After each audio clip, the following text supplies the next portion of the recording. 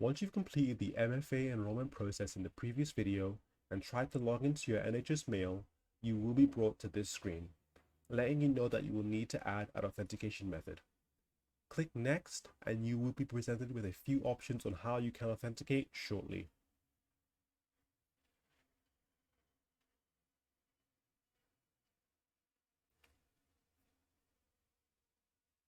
Once this page loads, you can go ahead and start by downloading the Authenticator app via the Download Now link provided on the device you wish to use to authenticate. Scroll down and use your phone's camera to scan the corresponding QR code for your device. It will take you to your app or Play Store where you can now download the app. Head back to your browser and the next step will be to add your account to your Authenticator app.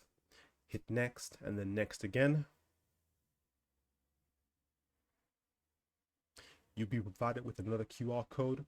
Head back into your Authenticator app, hit Add Account, and then Work or School Account, and scan QR code. Again, scan the QR code with the camera, and then wait for your account to populate. Head back into your browser, click Next, and you'll be given a 2-digit code that you will need to enter back into your Authenticator app. Enter the code, click Yes, and then you'll see the approved banner at the top.